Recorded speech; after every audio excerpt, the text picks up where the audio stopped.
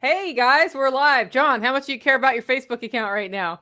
I've used my Facebook account less and less and less. I have 700,000 on there, but when I put a video on, 20 people show up. Yeah. It Yes. used to be I would literally be on a treadmill for 30 minutes and I'd have 5,000 people on, but they've Yep. just throttled it so far back. Same. Yep. Okay, so it is our first Tuesday chat with Jack Spirko, John Willis, Nicole Sauce, and we decided we're going to talk about whatever we want to on these. And if y'all want to get something in there, just put it in all caps in the comments, and we'll do our best to work it in. But the first thing I want to start out with today is, hey, Jack, how's that rooster of yours doing from Out Back with Jack? He's resting in my belly. He's gone. How was he? He was delicious. I have bloodlust for Kokavin now. I have another bantam rooster who, my mongrel chicken babies, he tried to literally kill one yesterday.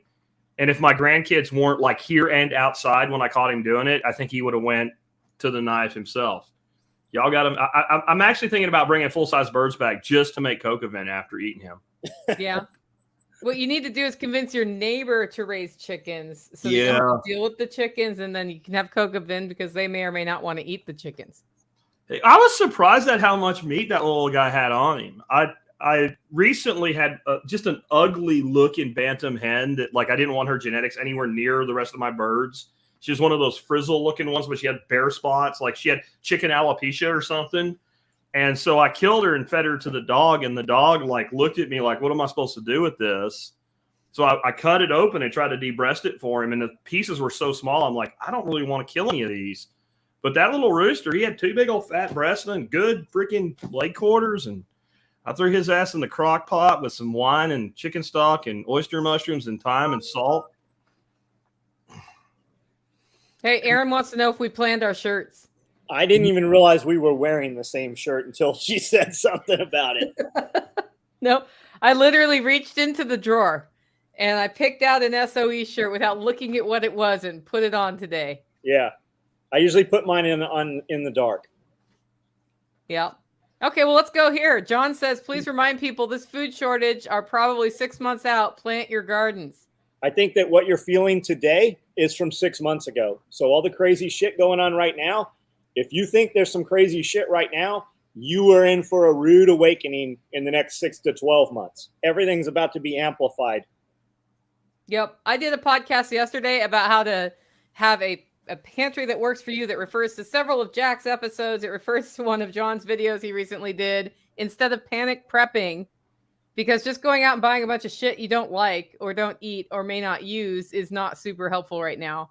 But even now, you can have food stores, especially if you have dollars to spend on it, fairly quickly by just spending a little time thinking about it. And yeah, sure, grow food. I'm all about the perpetual motion machine like a dippy duck. Use the garlic, grow the garlic. Use the garlic, grow the garlic, right? I am completely self-sufficient in garlic at my place. We do not run out. If we run out, I go dig more. It's up there, growing like a giant shrub. What are your thoughts on it, Jack? Yeah, I had this on my docket for Friday to talk about this. The way I'm looking at everything right now, like shortages of everything, is like a sci-fi thing where you see the ship and the ship doesn't know it's actually caught in the rim of the black hole. And it's all in slow motion, but it's already happened in reality. Like the ship is going to go into the black hole if you don't do something. And even though it's happening incredibly slowly, it's happening. That's the supply chain right now. Like it is absolutely going to be worse before it bottoms out and gets better. And what does better mean? Now, I don't think people will end up eating their dogs during this or something like that, but things are going to get expensive and lean as shit going through this. And it's actually really still easy to keep bringing new food in. And like you said, you build up and then you eat something, you buy something, you eat something, you buy something, or you eat something, you gather something, you eat something, you kill something, or two, like John's saying, right? Like whatever, replace what you're consuming as you consume it. And you literally will never run out of storage unless you stop being able to procure more. And the funny thing is, and I've talked about this for years, when you have a shitload of food stored and there's a shortage, you realize there's still a lot of shit you can find, and you don't panic and you don't do stupid shit like buy dog food to eat or something like that, or ramen noodles by the case. Where if you are out of food or close to out of food when a shortage hits, that's when you go plumb loco, and it ends up being a lot harder to find replacement food than if you're calm and rational and think.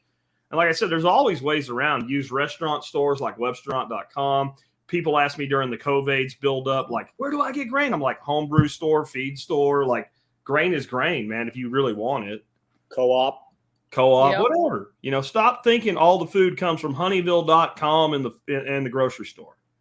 So there's a lot of people saying that they work at, Winn-Dixie or Walmart or whatever. And if you look at Walmart is chock full of stuff, but not the stuff you want. Like, they already have Christmas decorations out. They've got Easter shit. And what's happening is what they're saying, all these people are saying, I work at Walmart.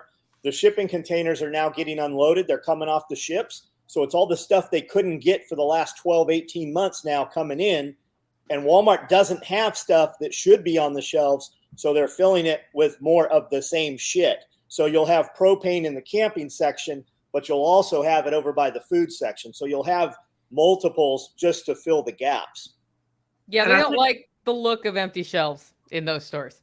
And I think what people need to realize about this too is this isn't all about China and shipping in, and this isn't all about Russia and that bullshit, because shit that's short is stuff we produce right here in America.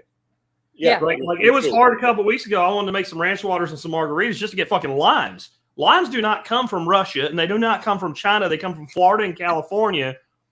Where are the limes? And they're in season right now, aren't they? And they're in season. And like the ones we got, they were like half like white, like there was no juice in them until the ones like a week later we got some decent ones, right? And I know that's not a tragedy, the tragedy of the lime. Poor Jack can't have lime with his fake tequila, but it's indicative of a larger problem.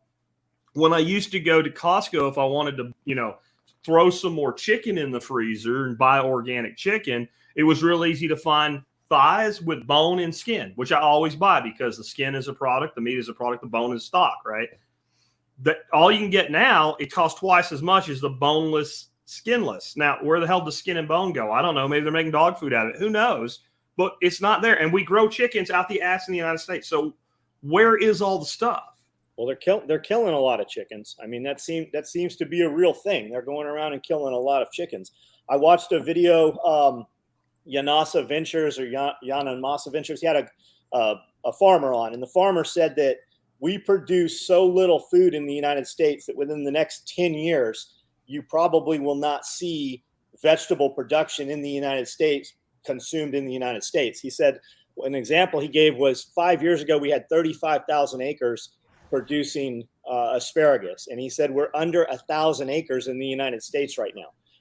I didn't verify any of this stuff, but he seemed like he knew what he was talking about. He said he was talking about bringing in migrant visa workers to pick.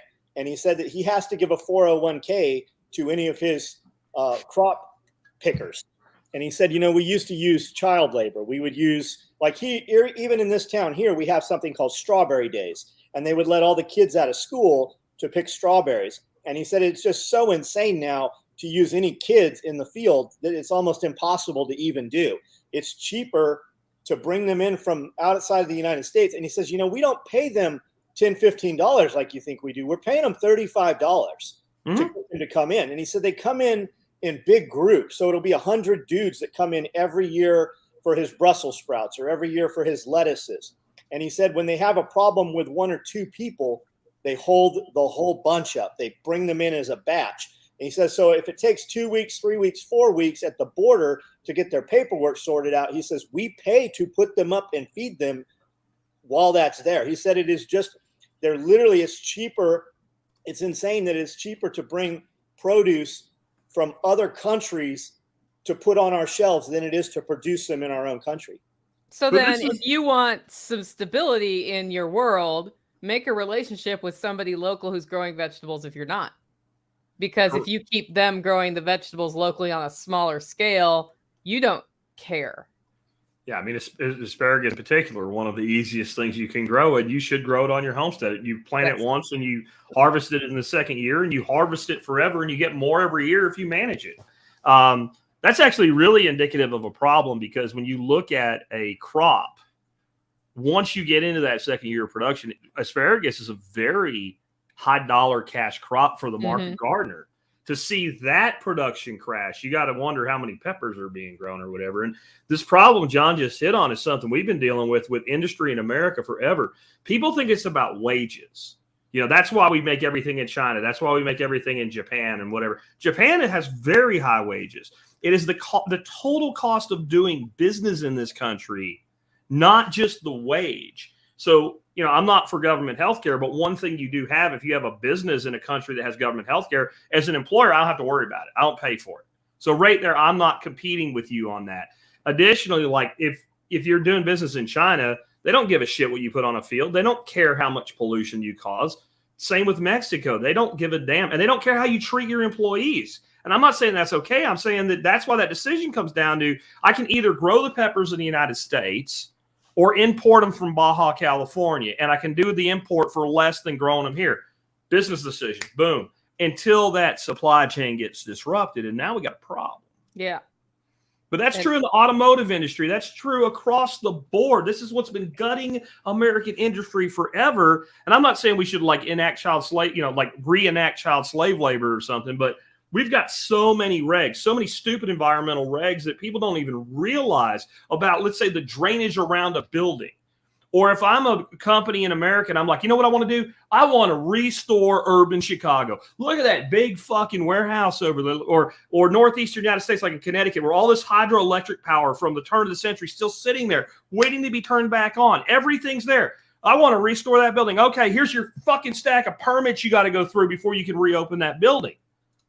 Yeah. And so that overhead burden has killed us for years. And now you put COVID on it and you put a retard in the White House. I'm sorry, but that's what we got. And you got an administration purposefully destroying the country. We're so fucked, guys. We're so fucked. Bam and Dad, it's because they are intentionally destroying our production. It's by design. I think the other thing people should play with is thinking about, if I can't get this exact brand of dog food or whatever the thing is, do I care, and what can I use instead? Like, play the what if game, the what can I use? If you think about it now, when it's not happening, you're not going to be like, blah, they're out of broccoli. What do I do? I'm going to die, right? Because you're not going to die. You're going to eat kale or something else, or just have a steak with no broccoli. It's actually quite delightful that way, but if you think about it, not panicked, then you don't end up in the situation where you just go out and buy a bunch of ramen as a just in case thing if you don't eat ramen.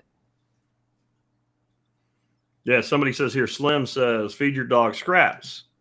They're meat eaters. Yeah. I feed my dogs freezer burned whole chickens, and I feed my dogs whole rabbits. We don't even slice their bellies anymore. They literally eat whole rabbits. I've got a female, she eats the rabbit and leaves all the lucky rabbit's feet, and the other two dogs eat the entire thing. And I was out there yesterday playing with him, and he had a giant possum from somewhere he was eating. So when things get really bad, we'll feed them the trespassers. I thought that's what pigs were for. I fed my dog Billy Roy's feet as a treat on Sunday. Yeah. He liked them. But if you feed rooster feet to your dogs, make sure you cut the spurs off. Oh. Because it's not the spur on the outside, it's the bone inside. It's interesting to pull that cap off a spur and see what's behind there. It's a really sharp looking hunk of bone. So cut the spur off, and they like feet. So my grandmother would have skinned me because she used to yell all the time to come back from the market and go, they don't give you the foot no more with the chicken. And I'm like, so what? You can't make chicken soup without the feet. It can't be done. And she was convinced the butcher at the grocery store was screwing her over, and he had a bucket of feet somewhere and he was hiding away or something. Yeah, I guess that's true. It's where all the gelatin is. Okay, here's one. Grandma. Elon Musk now owns 9% of Twitter and is joining their board of directors. Oh my God. What do you think about that? I like that they're up in arms over it. I like people are triggered. I'll give you that. But I think it means nothing. I've been on boards before, and I've been owners in company. If you don't have enough people with you to have 51% control, you don't mean shit. by making him board of directors, he signed a contract in there that he cannot procure any more of the shares. So he is locked where he is for the next 24 months. And 90 days after the 24 months expires, he can start buying more shares, should that be the case. And they wrote it in that he can't sit on any boards of any companies that also absorb any more of the shares. Can he give me money and let me do it and vote with him? Yeah, they wrote that in there. No, he can't. That would be a crime. But what if I borrow the money at 0% interest? Yeah. There's always a way. I don't think he's who we man. think he is my bigger thing. I don't think. So I said that today too. I said, he's part of that IMF thing and everything. And who I was talking to pointed out, well, so was Putin. Now they've kicked him out of it as of 30, 60 days ago. But Putin was there also. So maybe there's still hope. But we'll see if he lets Trump back on. We'll see if he puts Babylon B back on. I mean, he said a lot of things. I guess we're about to find out. Well, they promised us an edit button, right? So he says we're getting an edit button back. And I'm like, yeah, that's the problem. How about lifting my fucking shadow ban, dude? That would matter to me, right? How about, like you said, put Babylon B back. Typo out, Jack. What's that? What if you typo out, man? Typo out? Yeah, you typo your tweet. What's the edit button? So I don't use Twitter. I have if my Twitter only populates if I post to Facebook, it puts it on Twitter. So I've never used Twitter. Okay.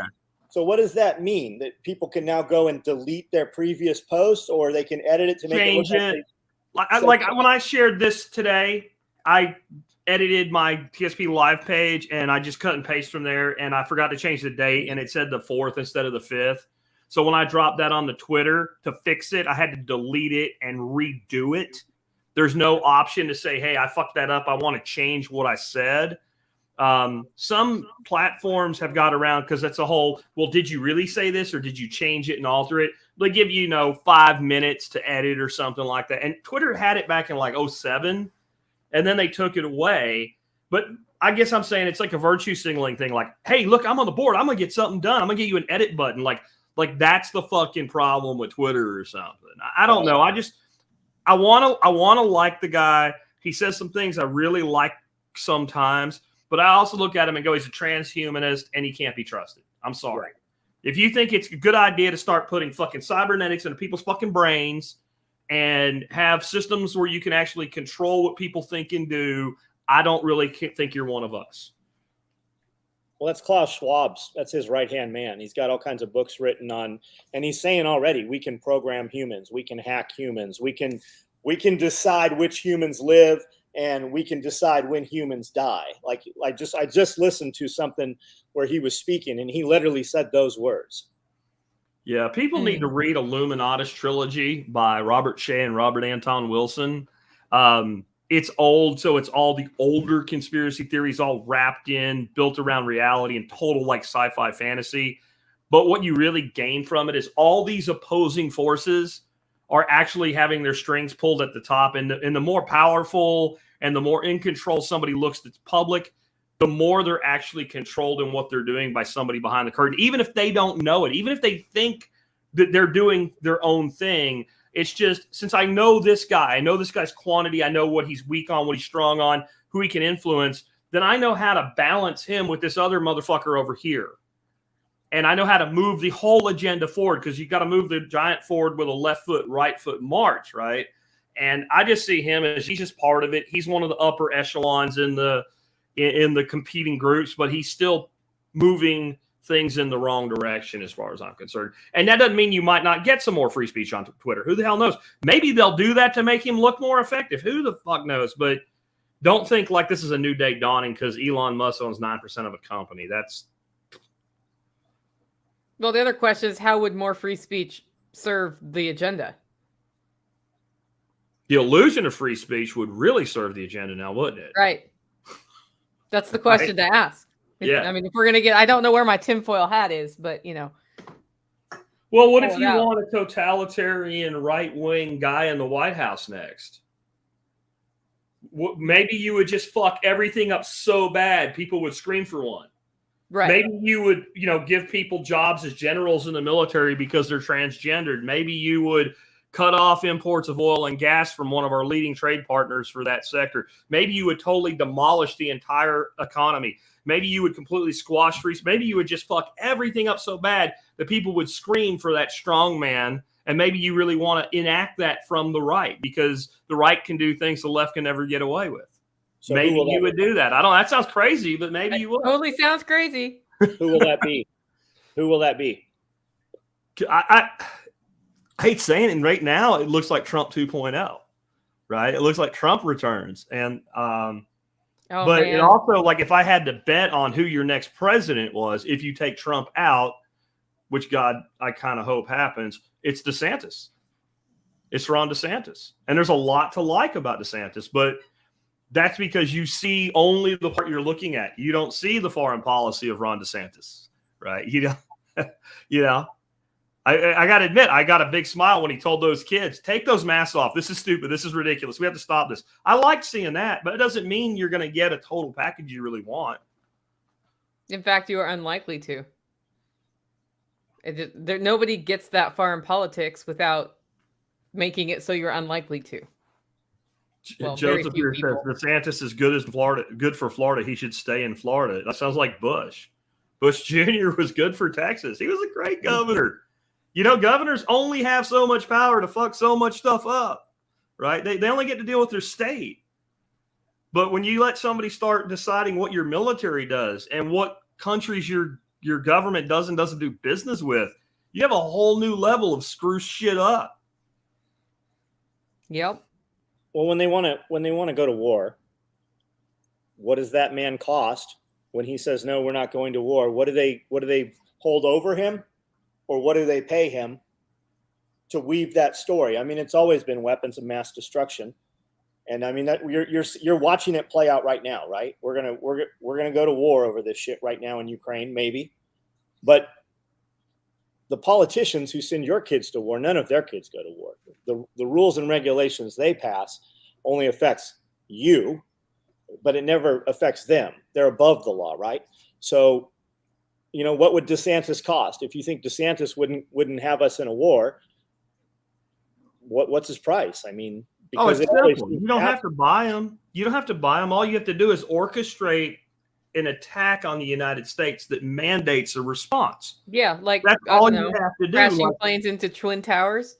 Like, let's say if you wanted Trump to launch cruise missiles into Syria, you would just take a gas attack by terrorists that happened in a village over here, take video of it, and say it happened in Damascus, and say that Assad, what's his name? The guy that runs Syria. You know who I mean. Dude's been reelected like 87 times, but he's supposedly a dictator. I don't know why his name just went out of my head. But the president of Syria did it. And it was whatever the hell they said it was. It was actually a chlorine gas attack. And they said it was sarin or some shit. And people are walking around with, N95s on. And if you try to do that with sarin, you're dead as fuck. And then you would all of a sudden you'd have the cruise missiles going off of the freaking aircraft carrier, and you'd have an NBC anchor going, it is kind of beautiful in its way, even though he hates Trump. Like, if that's what you might do, I don't know,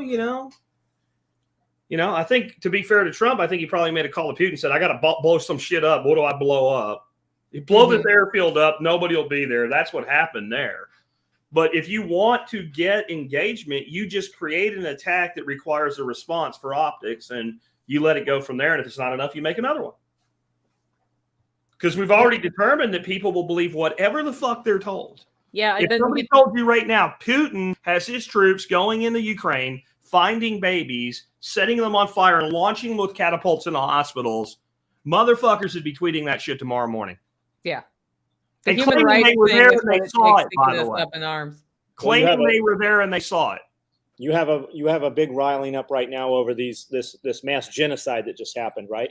But when questioned, where's that satellite footage, right? Don't we have satellites? Don't they have cameras over there? Where's the cell phone footage of that happening? Because somebody that would have been involved in that was documenting that shit. They can get right in my phone and know what photos I have and where I've been and who I was with.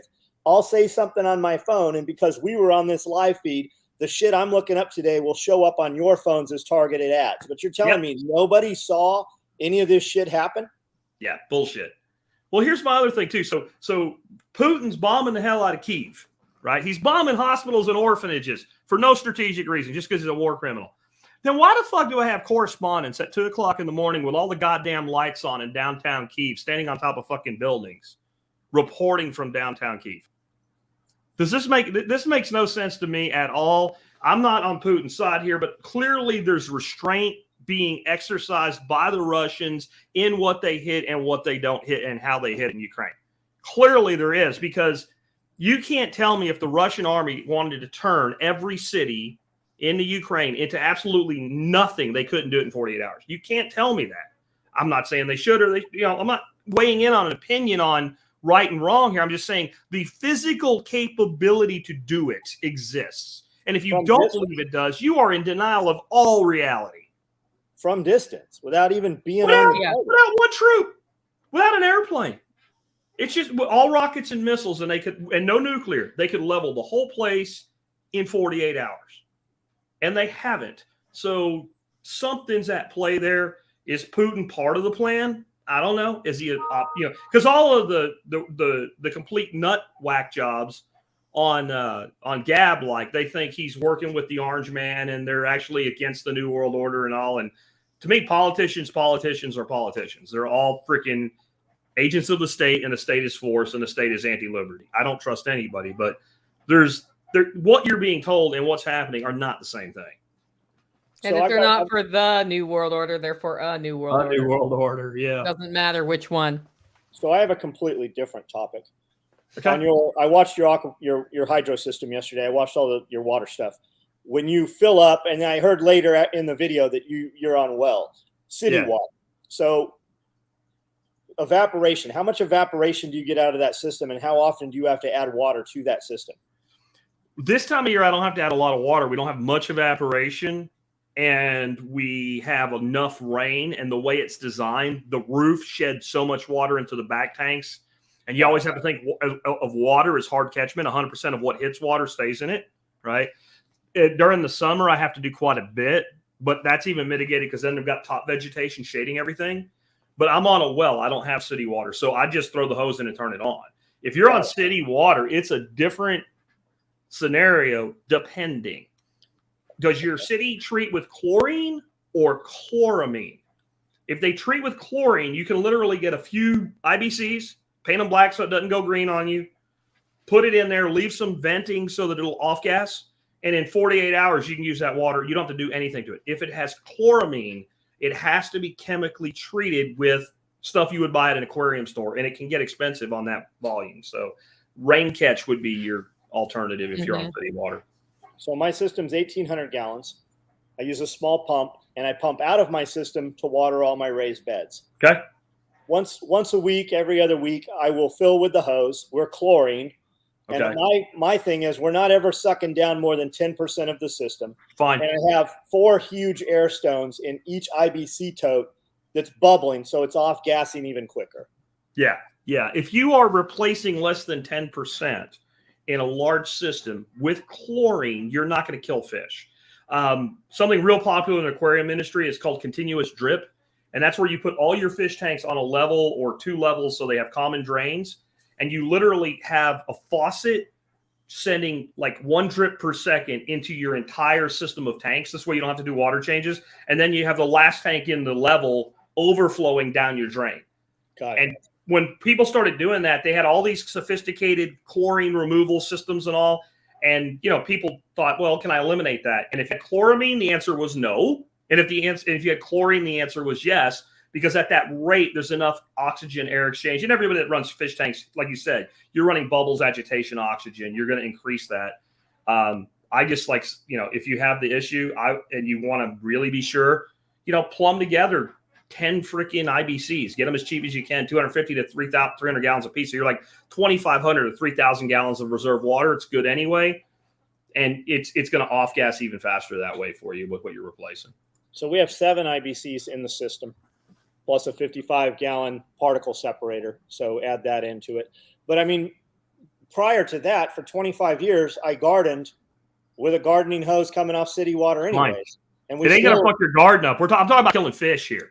So So we just did a water change. We dumped 275 out of each tote, filled it up with hose water, turned the system off. The fish were secluded in a 275 with 4 bubblers. None of it was moving around. And then we let that water run for a few days. We put the fish in the clean water, and then we dumped that one out, and now it's all back running. So I mean, we thought we had lost fish. We had the IBC totes freeze into solid ice cubes a couple years ago. You could put your hand down the side; they were so frozen. So we assumed the fish were dead. They didn't come up and eat for weeks once it defrosted. We put new fish in, and come to find out, we have twice as many fish now. Those suckers were still alive. We're just using rainbow. We're using butterfly koi. If you have, especially koi and goldfish, if you have a foot of water that's not frozen, they'll be fine. I have a tank that has just goldfish in it in my aviary. It's 11 inches deep. Last year, we had that super freeze. Every fish in that tank lived. Now, it's in the ground, but it's still only 11 inches of depth. There's a huge thermal reservoir in the ground. And most, I'm going to say not all the United States, most of the United States, if you're going in the ground, you will never freeze ice cubes solid to the bottom at 2 feet. Now you move below like 6, you move into zone 4 and maybe 5, but definitely 4 and 3. Now you got to be more like 3.5, 4 foot. But Ben Falk is in like 4, but borderline 3 in like the hellacious frozen mountains of Vermont. And he has ponds that are 5 foot deep and fish overwinter every year. Now they're bigger ponds, but still you're only 5 foot of depth. Right. Those fathead minnows you were talking about, you can get 1,000 of them off Amazon. Yeah. Toledo Goldfish. I think is the people that sell them. Yeah. They're That's badass too. You can buy from them. They're a little expensive, but you won't get a bag full of dead shit. You will get good animals from them. We've used them 4 times. Yeah. And I would say if you can get your minnows locally, like if you can like acquire them, like mostly I don't grow fatheads anymore because they eventually all get eaten and they don't breed real well in my system. Gambrusia, which are mosquito fish, they breed like crazy because they're live bearers. Guppy. So they don't lay eggs. They keep dropping them. They're exactly like a guppy. In fact, the females look like a female native guppy. The females get really big. But if you look around, you'll probably find park ponds and stuff have them in them because like all the cities and stuff throw them in there. And now is the time to get them. It's a weird cycle with them. They explode in population. And you literally think they're almost gone by August to September. And it'll be just a few females and males that'll overwinter. And then they'll explode again next season. Well, I learned the hard way last year that you need to have a quarantine tank before you throw them in your pond or your sump because I brought ick into the system and I'm still losing fish. Yeah. In that system. So now I have an aquarium inside for the fish. Yeah. Before they go in. The thing about ick is it's in every body of water. It's in every fish tank. It's everywhere. Yeah. There's something wrong with the fish or you have such a high population of ick when it begins to infect your fish. Because if you are in a giant stream or pond or something like that, the ick, it just kind of flows by. There's a very short life cycle part of the life cycle where the ick can infect the fish. And the warmer the water, the shorter that life cycle is. So what you want to do when you're dealing with ick, raise your temperature of your water, if you can, as high as you can, and add salt. And that shortens the interim phase, and then you will eventually clear it. And then what's going to get really decimated by ick is any of your skin fish. Like I do a lot of catfish. Catfish get fucking murdered by it. Bluegills will swim around with it. They'll eventually clear it. They're fine. Mm-hmm. Fungus is what got me a couple of years ago, and fungus sucks. Yeah. Where they have like hairs growing on them and shit. That is bad juju, man. Margaret, it's Toledo Goldfish on Amazon. Just if you look up fish on Amazon, they're going to come up. Yeah. They're the most prominent people on there. Yeah. And your fish will be alive. Somebody said, are any of these fish for human consumption? Mine are goldfish. We just grow them, like Jack said, so we can sell them to yuppies in Nashville with ponds in their backyards. Jack eats some of his catfish. I just have goldfish because I literally just have the fish for the poop and the pee, just to fertilize the water. And it's hard to kill goldfish. And John's doing more classic aquaponics. I'm doing more ponds, right? Like John has a huge pond I can't put in here, but I mean, even my ponds that I'm growing vegetation out of, they're like my smallest one's 1,800 gallons. That's not the system size. That's the pond. Like the system size is probably 3,000 gallons. And I grow bullheads in there. Yeah. And we decide we want fish tacos tonight or something. I go out with a rod and some worms and pull a few right out of the pond and we eat them. Yeah. We do catfish, we do bullheads and channel cats, and we do like bluegills. Those are the ones we eat. But like John, I grow a lot of koi and goldfish. And when you get a really pretty big one, koi you could sell for a couple $100 sometimes. Goldfish, Asian heirloom carp on freaking Craigslist, and you can sell an Asian heirloom carp for $50.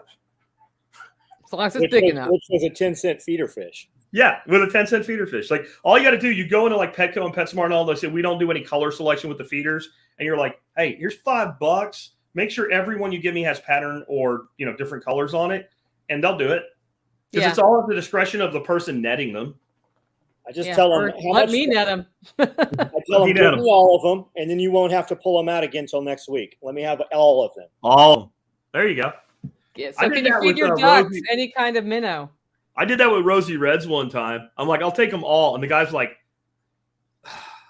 which are Rosy Reds, by the way, pink fathead minnows. Yeah. And like feeds them for feeders and this. And I'm like, yeah, I'll take them all. He looks at it, he goes, would you say that's 75 in there? And I'm like, sure.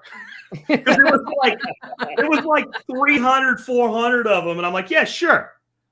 And like, he just netted them all out and gave them all to me. And I fed them to my bluegills.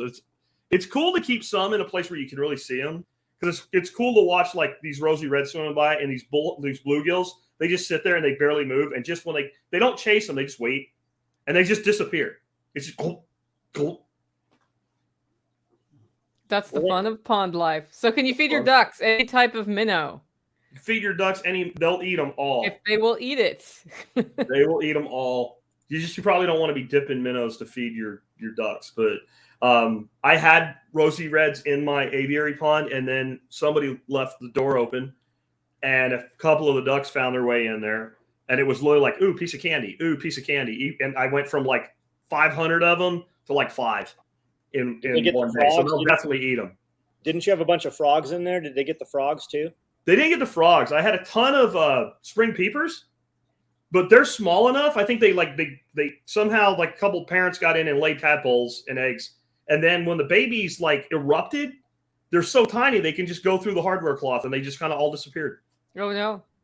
But no, they'll come back. We're behind this year though on everything: fruit, leaf out, flooding, because we got so little rain and we had much harder winter. So like I was looking at videos last week of this time 2 years ago, and like there was fruit on everywhere, there was nuts on everywhere, there was wild garlic everywhere, and like we're like a month, I'd say, behind every other year we've had this year. It's a weird year. Yeah, it's the same in Tennessee. Like my fruit trees are just now putting blossoms on. Isn't that good for the food supply shit we were talking about earlier? Isn't that great? Don't you think everybody's probably behind if you are and I am, and we're what, 900 miles apart or some shit? So this year and last year, we warmed up and all the fruit trees put on blossoms, and then it froze, so they lost all the blossoms. Totally happening again this year. Yeah. Saturday night. You're going to freeze? Probably. See, we're not. I think that it might actually end up being good for me. Yeah. Because that's usually what happens. Like my shit blossoms in February. And then we'll get like not just a little freeze, like a hard ass, like 14 degrees. And you go out and you go, I wonder if any of these blossoms are going to make it. And they're literally like, they're crunchy. And you're like, oh, that's so fucked. Yeah, I have this one peach tree that my neighbor gave to me. I don't know what kind it is. He just called it an old-timey peach tree that was coming up in his yard. Don't know if that's a variety. And it blossoms later than all my other peach trees. And it's the only one that's given me one peach. I've only managed to successfully have one peach on my property in 15 years. Yeah, it came from that tree. So I've pretty much, like fruit, I get what I get. And I don't really focus hard on it anymore. Except I grow weird fruits that don't care, like Cornelian cherries and Hanson's bush cherry and stuff like that. And I grow all that stuff to make mead. Yep. So figs do great here. We have 2 that have been amazing every year. So we put 6 more figs in yesterday. We put 6 more blueberries in that came off of somebody else's property. They wanted them removed, and they're taller than I am. They're the biggest on the entire bush. And then we've got 30 holes in place right now and we've got 20 trees out front. So we're just about to drop in apples and peaches and more cherries. Do your figs freeze to the ground every year and then grow back? Is that well, they did the first year, and the second year they did, to the point where I'm like, oh, these things are done. And I'm hacking it down with a mower, and I'm like, I'm just going to mow over these. And I saw a little piece come up.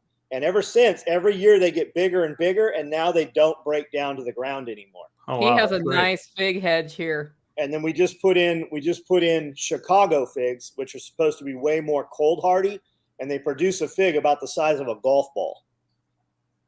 Yeah, mine, I've not gotten to where they don't freeze, but they're first year production figs. And so I get figs every year, just don't get a ton of them. But this year, none of the figs died to the ground for the first time. And I think it's been harder for me, even though I'm warmer, because my soil's so shallow, so the roots are less protected. And even though they survive, it's always top killed. But this year, every fig that's made it is growing from above ground. So maybe we'll do better this year. I've heard of people like mulching them and all, and I just don't have time for that shit. I just don't. Wood mulch. And we run that whole strip down there on the approach on the way in. We had it in 20 inches of wood chips 2 years ago. And I don't mean that way.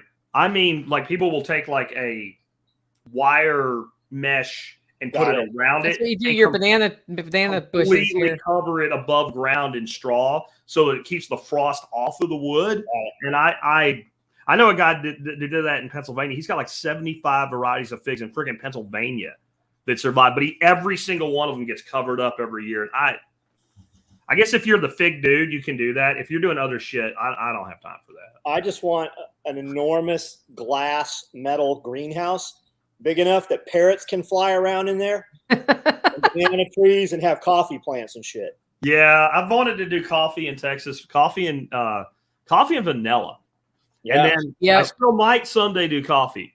But I saw what motherfuckers have to do to manually pollinate vanilla, and it ain't happening. It's like a neurosurgeon's eyes. And you see these women in like Madagascar and all, because the bug that actually does it they killed it. It's not there anymore. And they manually pollinate the vanilla orchids. And I think it was Andrew Zimmer, the fat guy that does bizarre foods. And he was trying to do it. And the woman just kept going.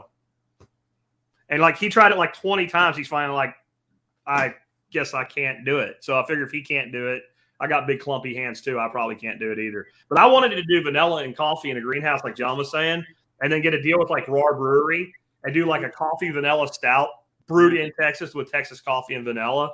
I gave up that dream. You just need a vanilla partner. That sounds like something Siegler could do. Yeah, maybe. He gets off the road. He would figure out how to automate that shit. You need the bug. Whatever the bug was. It's some tiny ass fly that they murdered. Yeah. So there's like no place left where vanilla orchids produce vanilla beans on their own anymore, apparently. Or it's so rare that you can't get enough to do anything with it. Well, the habitat for that orchid has been getting impacted too pretty negatively. It'll be like kudzu. They'll bring that fly here, and it'll get loose, and it'll be some shit like kudzu here. Yeah. Do you guys know about the fly that kills fire ants? No. This is like, it sounds like a sci-fi horror story. In fact, you could make one based on it. So there's this little ass fly. It's so small that it's smaller than the fire ant itself. And it has a stinger like a bee. And it flies to the fire ant and it stings it in the abdomen. So the skinniest part of the friggin' fire ant. And then it lays an egg when it stings it. And the egg gestates inside the fire ant. And eventually the egg, when it turns into a little baby maggot, crawls into the fire ant's head and eats its brain from the inside. Nice. And while this is happening, the fire ant starts like freaking out and acting all weird. And like they have nurse ants and they're trying to take care of it and they can't figure out what's wrong. And eventually the fucking head of the fire ant falls off. And then the undertaker ants carry the body and the head just outside and dump it. And then the baby comes out and goes and does it again. And so they literally are propagating their own death. And they live in Brazil where they're from. And this is why you don't have fire ants in every electrical box and every other place in Brazil. And they tried to bring them here to Texas, like John was saying. And they couldn't even get them to live on the border. So they gave up. Yeah. But Texas A&M was playing with that. I'm like, yeah, what could go wrong? Y'all already brought one thing that didn't belong here. Let's bring another one and see how that works out. Yeah, fire It's ant. like the tarantula wasp. Yeah, it's exactly the same, except it's on a mass scale. Like the tarantula wasp, like one here and one there and one off. These, like, they'll decimate a whole, kabillion fire ants, and like that whole nest will end up just abandoned and gone. But you don't feel bad for the little bastard, like running around with something eating your brain, no matter what you are. That sounds like a horrible way to go. And then your head falls off. Isn't that like having Alzheimer's? Oh yeah, and I'm wondering, like, could we make a fly that does that to politicians? If we're going to Do we genetically really want engineer that in the something, politicians, though? I don't know. I don't think it could get any worse. Would there be a difference if their heads fell off? It might be a hard time justifying their vote at that point. Yeah, maybe. Which is not a bad thing. It's not a bad thing. You wouldn't make the quorum. Don't make the quorum. The things don't get changed. If you don't change the things, you don't have to unchange the things again. It's actually kind of nice. Seems like every time they try to fix something, they unfix it worse. They unfix it worse. Like healthcare. There's got to be a shirt in that for you, John. They unfix it worse. They do. Yeah. It's just do nothing, man. Do nothing should be a thing. I'm still telling you need a monetized troll shirt. Yeah. Because you're the master of monetizing trolls. I think Adam Curry made one after I said it during our interview. So he's done ripped us off, but I told him it was okay. We don't mind. Right on. Monetizing trolls. I ain't done a troll sale in a while. You should do it. I've scared all the trolls away. They don't come back anymore, except for the supposed special ops guy that threatened to beat me up because I was a tool of Putin. That's the only one I've had recently. Did he come beat you up? No. He just threatened to beat you up? Yeah. He's going to introduce me some that. He's going to come to Free State when I speak there and talk to me about it. So that's a real good place to beat come. You up there? Yeah, that's a real good place to come with a pro-war attitude. Free State Project. That'll go float like a lead balloon. Go ahead, man. Yeah. I'm just going to say I'm old. I have a lot of injuries, and I don't roll around on the ground anymore. So, you can do the math from there. What happens if you try to assault me? Right. Okay. Here's a softball question for you, Jack. How to manage hygiene and sanitation during a crisis? Poop in a bucket full of wood chips. Make sure you have lots of clean water and food on hand. That'll solve 90% of your problems right there. Yep. Wash your hands. The number one reason that people die of illnesses and disasters in the third world is not the disaster. It's the diarrhea that comes after it. Keep the poop away from your water supply. Keep the poop away from your water and have clean water and good food. Because if you give a person that's about to die of dehydration a choice between drinking contaminated water and dying of dehydration, they'll drink the contaminated water every single time. Every single time. Shit, they drink salt water if they have to. Yeah. Yeah, it'll kill you. But you still, like, there's a point where the mind is just, I got to have water, right? Like, it's going to happen. Or you don't, and then you die of dehydration. So you get to pick how you die. So clean water, good food supply, and then figure out what to do with your waste, both your bodily waste and your garbage. The thing is, during that kind of a down, garbage, you're not going to have a lot of garbage. Nothing's coming prepackaged anymore. You're going to wish you had garbage. You're going to figure out how to use every bit of garbage. You're going to be opening shit up you haven't ever opened in a decade to use it for other things.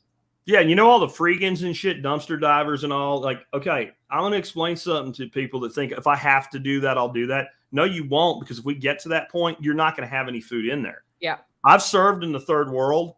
There is no food in the garbage in the third world. There isn't. I'm going to put it again. I'm not saying there's only a little bit. I'm saying there is nothing edible in the garbage in the third world. Zero. Nobody throws any food away. If it's something people don't eat, it gets composted or goes to a dog or something like that. Chickens. Yeah, chickens, whatever. It does. There's no food thrown away in rural Honduras. I promise you. I've been there. I've seen it with my own eyes. And if you don't think it can happen here, there was somebody that said something like, it can't happen here, our famous last words or something like that. Yeah. Like, whenever somebody starts saying that, you better expect that it will. Or when they start telegraphing that punch. Yeah. Your cyber attack is on the way. Yeah. That's a whole nother ball of wax, the cyber attack.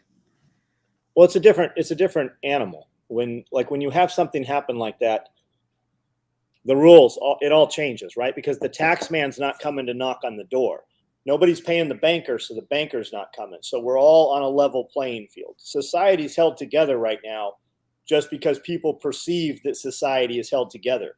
Because good people have fear of repercussions for doing bad things. Yeah. The bad guys still do it, and you can see it happening and ramping up. The bad guys are more bolden. They're out in the middle of the daylight. You're seeing a ton of Ring camera footage of people being attacked going into their homes in their front yards. And they're just coming out in masses. They come in like a NASCAR pit crew and steal catalytic converters right out of parking lots. And there's video footage everywhere. And they're not even trying to hide their faces anymore. Or they take it all in a bucket and they knock 3 holes in a gas tank and throw the bucket underneath it. Like, that's happening all the time too. And you got to have some balls to do that, because there is a possibility of getting shot. Mm-hmm. Right? I don't see a lot of video that happen around here right now. But I do see it happening in a lot of places that it didn't happen a year ago. And it's like a virus and it spreads. But that's at $4 a gallon, right? That's at $4 a gallon. What's it look what like? What happens when we're 8? Yeah. Do you know about the switch pump thing? It's a low tech, easy way to steal gas that's happening.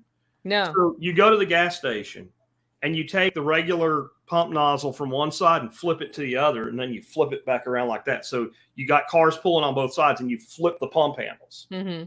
And then you wait for somebody to pull in, and they stick their card in, right, and to pay, and then you start pumping their gas.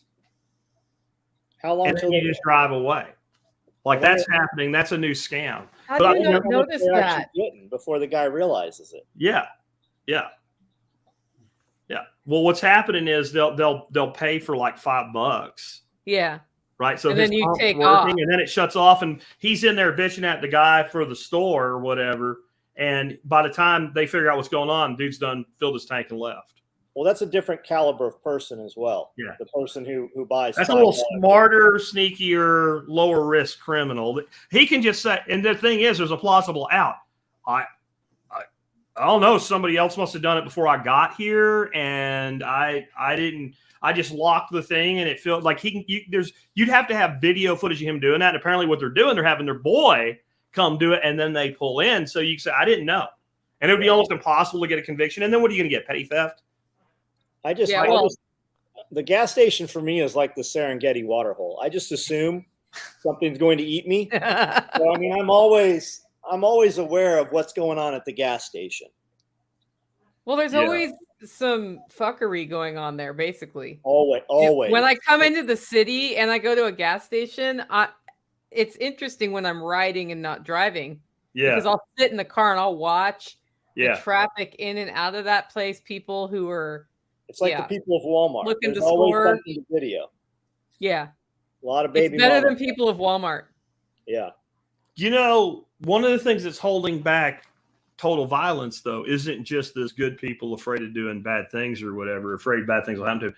It's the opium addiction, right? There's a whole group of pissed off motherfuckers on the right that they really believe that they can change things by voting and things like that. And it looks like a lot of what's being done that's bad for America is designed to piss them off, like Disney pushing pedophilia and transgendered in kids. Like, because if you want to be an adult and walk around in a dress or whatever, I don't give two shits. But no, see, my thing is, no kindergarten teacher should be talking about sex to a kindergarten child, gay, straight, otherwise. That's not, and then saying, don't tell your parents. You talk to my 5-year-old granddaughter about sex and say, don't tell daddy and mommy, I'm going to bury you with a backhoe. Okay, I'm not going to talk to you. I'm not going to discuss it with you. 2 dudes are going to pull up in a van and pull you into it and bring you to me. I'm going to have the hole dug already. We're going to put you in the hole. I'm going to very slowly fill the hole while you gasp for air. And I'm going to pack it down and I'm going to go on with my life. Now, I'm that guy. I'll do that if I have to. That's why my grandkids are homeschooled right there, because I don't want to have to do that. But there's a lot of people that feel that way. And they have this pent-up frustration, and they think the orange man's going to come back and fix it or whatever.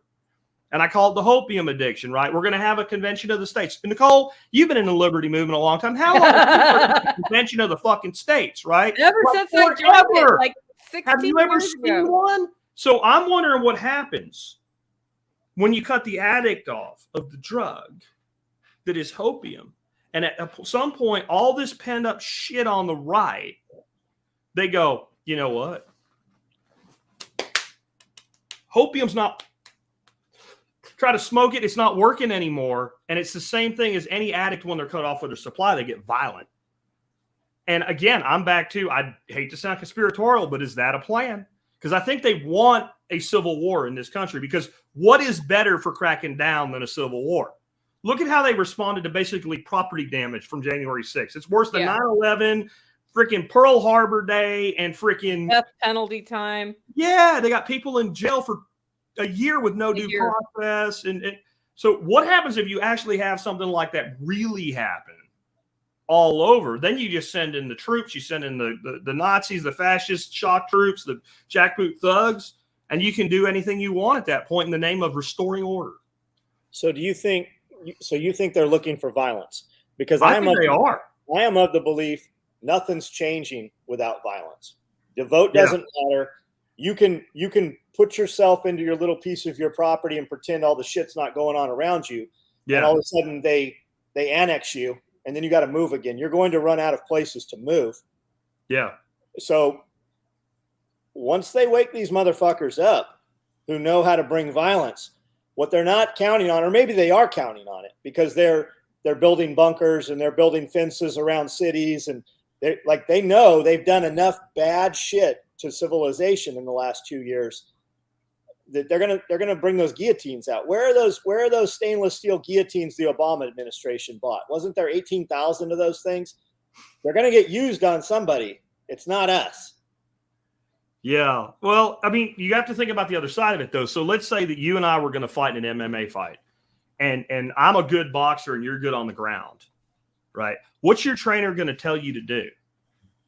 They're going to tell you to bait Jack into taking it to a ground fight so you can fuck me up because you're good at the ground game and I'm good at boxing, and you don't want to sit back and have me tagging you in a boxing match. You want to go play to your strength. The greatest strength that the state has is violence.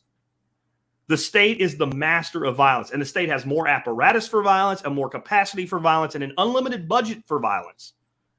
So we can think that if it goes to violence that we can win, and maybe we can. But that's me betting that even though I suck at the ground and you don't, right, that this time I actually know how to take you to the ground. Or that when we're on the ground, I'm actually going to tag your fucking ass, and I figured out how to do that. And I don't know what happens then, because this belief that like U.S. troops won't fire on U.S. citizens is bullshit. I see people putting out memes and like the drill sergeant saying, "Remember your oath to the Constitution." I never heard that shit once when I was in the military. Not one fucking time. I had one drill sergeant one time stick up for protesters. That was the closest thing that it was right as Gulf War was getting ready to kick off. There were a bunch of protesters outside the base, and we're like leaving the base and going back to it. So we were doing a field exercise.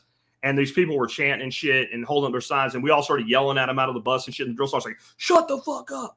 If you don't let them say what they have to say, then what you're doing doesn't mean shit." And we all just kind of sat down. That was the only experience like that I had in the entire time I was in the military. And that dude was a special guy. He was not your typical, senior NCO. He was exceptional. All your prepper guys, right? All your doomsday prepper guys. They've got this wet dream of, they're going to get in this gunfight with this motorcycle horde that comes through, and, they're going to shoot their ARs or whatever. They're not taking into consideration what mortar fire looks like. Yeah. Or a gun on a striker, or a 240 or 249, right? But on the other side of that coin, it's like Scully likes to say, everybody's worried about the National Guard coming and locking them down. If some shit happens, they're going to be protecting that they're going to be protecting government. They're not going to be out here. They're going to take all of our National Guard and send them to the city. So we're good. We're good. Yeah. I agree with that, because look how many troops they put around the freaking Capitol building. Yeah, it's like Jeff says. Like 20,000 to protect you 500 clowns, right? Scully says about the conspiracy theory. He says, we know the guys that do the conspiracy kind of shit. and the government can't orchestrate fucking anything on any given day. He goes, you know what that looks like. So who knows, man? You know, Jason here says the only time the oath ever came up for him was when he joined. I never had one time a class or anything like that as a soldier that explained to me what my oath meant. I mean, I think I knew better than most, but I don't think most people did. It was just something you said when you joined because they told you to. Not only that, look at all the old school law enforcement guys that would have upheld the oath, right? The old school military dudes that have been in there would have upheld the oath. Even SEALs, right? What is there? 400 SEALs right now just had some lawsuit, and it was just in the higher courts. The court said that doesn't apply to you guys. You join the military, you don't get religious exemption. So you've got 400 SEALs they're still pushing this fucking shot stuff, even though the municipalities have all came out and go, well, we're losing too many people. So look at Chicago, right? They pushed all those cops out in Chicago who wouldn't take the shot. Who do you think she just fucking hired? People who do whatever she wants them to do. If they bring the fight to the city, they can win a lot easier than if they push it out to more rural areas, because when they come out here, they've got to deal with terrain, people knowing where things are better than they do, and all of those things. Chiggers, snakes, all of it. It's out here, and there's not a lot of density, so you're putting a lot of effort in, for 15 people, 20 people in an area? Yeah. In the city, you got that density, you want to control it, and a mortar makes a much bigger impact there. So have you had drones over your place, Nicole? No. We got drones flying around. Wow. Amanda's got video of big fucking drones. Like we had little birds. We had 6 little birds fly over the building. Like I haven't seen that in 15 years of living here. Now, I mean, we got Fort Campbell here and shit, so that's possible. But I've got a lot of people like, hey, drones. I'm like, I don't know, man. And they're like, no, this is a fucking drone. Here's a picture of it. Here's a video of it. So, and they can control them from anywhere, right? Yeah. Yeah. They're killing people overseas with drones controlled out of Colorado. Yeah. Yeah. No, absolutely. And because you have video game kids who have never had a detachment to actual combat, and that's not their people. They're not killing their peers in their eyes. They're not killing anybody in their eyes. They're just playing a game, Right. And it could be drones. I've not seen any drones, but I've got F-35s over my house on a daily basis. If they want to take pictures, I'm sure that's not hard to do. Right. I mean, and that's probably the whole damn area, because we have Lockheed down here. And what it is they're doing all the upgrades, maintenance, et cetera. They have all these retired Air Force guys that are flying the planes as test pilots to put them through their bases. And I don't think it's very hard to take a few pictures while you're doing that. I mean, they're over here every damn day. Right. So who knows what the hell they're doing? Somebody on live feed last night was saying the municipalities are hiring drone companies to come over, and they just video everybody in their area so they can assess taxes. And so much more money on that tax. It doesn't cost anything to hire that company. It's, a fraction of a percent. Yeah. Yeah. The tax increase on my property just paid for that guy to fly that drone for a day. And then everybody else is gravy, Well, drone companies would be smart to do it for free in exchange for a percentage of increase. True. Yeah, that's what I would do. I've got friends who will offer to go through a city budget or a county budget, find waste in exchange for half. Yeah. That 1 year. And they'll take them up on it because it doesn't cost them anything, and they end up cutting double expenditures and that sort of thing. But most of that is just money laundering within the city. Most of that, that money is going back to somebody who doesn't want that shit found. The red light cameras, the average cost for a municipality to implement, because I sell hardened computer hardware, so I know this. The average cost to implement that in an average size municipality is $9 million. It has an 18-month payback. And it's just, hey, it's safety, right? It's safety, my ass. It pays back a lot slower when your state redesigns their license plate and it can't be read by those things, though. Which did happen here. Well, and they have the little screens that fuck the cameras up. Yeah. Too. A lot of places say they're illegal. The camera blocking thing? That too. But a lot of places say that they can't use those traffic cameras anymore. Oh, yeah, that's happening. That happened to 2 cities here. And the cities are like, well, we spent the money. And the judge was like, well, maybe you should see if you can get your ass a refund then, because no, you can't do that. What they did to get around it here was the technicality under Texas Constitution, you have to be able to be confronted with your accuser. So they put a cop sits in a chair all day long. And when it goes off that it's a violation, he rewinds it, looks at it, and signs off on every single one of them. And if you go to court now and contest it, they send him in just like a cop shows up for a traffic ticket if you contest the ticket. And most of the time, they don't even bother. Like, if you contest it, you get away with it. And they just know that most people won't. And then they don't issue a warrant for you if you don't pay it. They just put a flag on you when you try to renew your tags. You can't renew your tags until you pay it. So my wife got a traffic light ticket for California a few years ago. And the only problem is the Ford Explorer had been here in Tennessee for over a decade and hadn't run. I got you.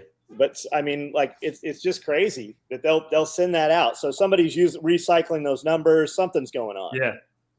Yeah. It's and here's what's happening now. Finally, mainstream media is starting to talk about this, the fringe of it, mainstream, like Tucker Carlson with 5G.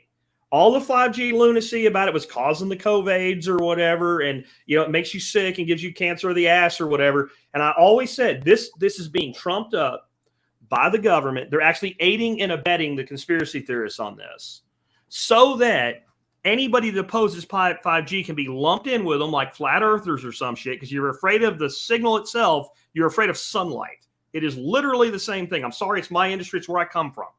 But it is enabling the surveillance state on a level like nothing in the history of mankind.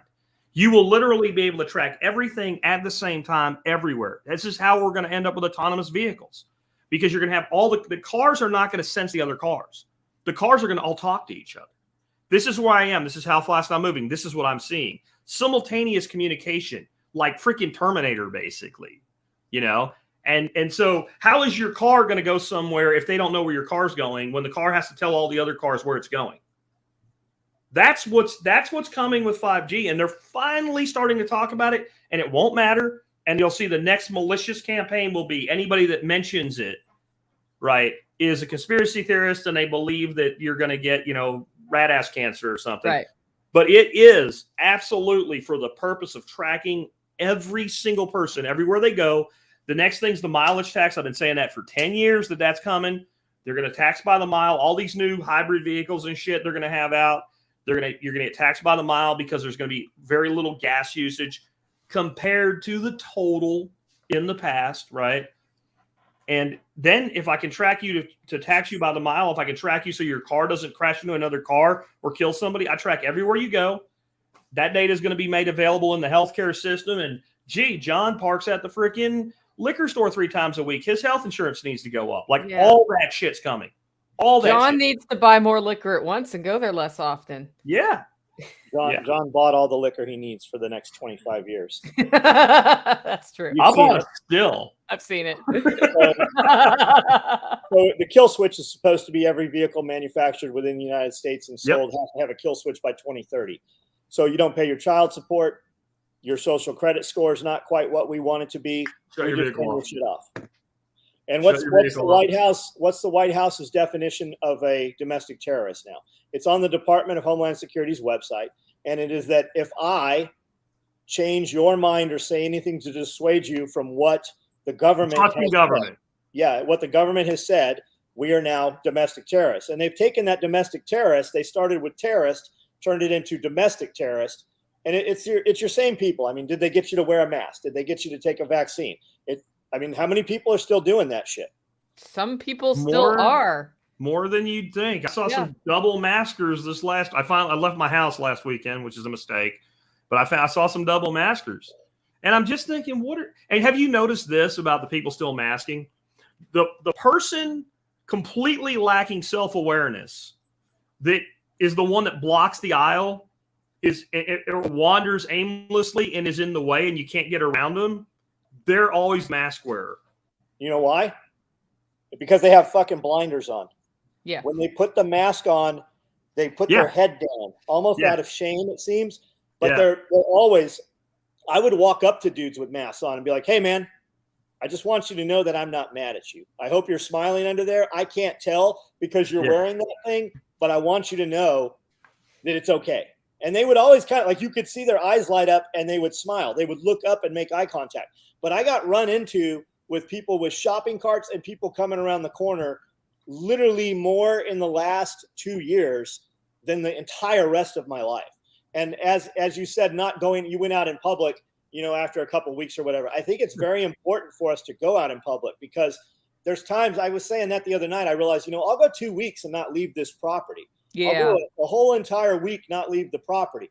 You need to go out. I tell people all the time, I go, if you want to see what normal citizens are, the normal people, not the people you and I face to face with, not the people we interact with because we all have a common interest, the real normal society, you go during business hours to Walmart and see who's not at work during business hours. It's footy pajamas, it's dirty diapers out in the handicap parking spaces. Yeah. That is the normal society. Those are the people who somehow are able to go and survive and buy things even though they don't earn any income. Yeah. It's worse than people think. And I don't know if you guys have noticed this. Everybody thinks it's like, you talk about dirty diapers in the parking lot and all. It's all the kind of redneck trailer trash or something doing that. When it comes to the masking, the more affluent the area, the higher the number of mask cards. That's what I've noticed. Like, we went over to my niece and nephews a couple of weeks ago, and they live in a kind of artsy fartsy area. And so we stopped at an Albertsons or a Kroger's, whatever the hell my wife said to stop it. I'd say 15% were masked, which is insane here because we haven't had a mask mandate since the very beginning. But that's virtue signaling. That's your Mercedes soccer moms for the most part. Yeah, that's an identity thing. Yeah. And it's those areas where you see the most snotty masks on the ground instead of in the garbage, as if it's like a sin to take your mask off and put it in the garbage. Have y'all seen the married door on the way out? But you might get a disease putting it in there. So they're just on the ground. Have y'all noticed the married couples a lot of times where one's masked and the other one's not? Yeah. I just wonder what the conversation like that is at home. Like, yes. Because I know if my wife was wearing a mask, I'd be like, what the fuck is wrong with you? Like, what do you think you're doing? Like, I'm not. And we go home together in the car together. So first of all, it doesn't work. But then really, what do you think you're doing at that point? And that's the question I've asked. I've tried to be as nice as I can because I really want to understand. But like, I would, sir, ma'am, whatever. I just want to know, what is it that you think you're accomplishing? Right. And they'll get really mad, or they'll tell you, it's going to keep me from getting sick.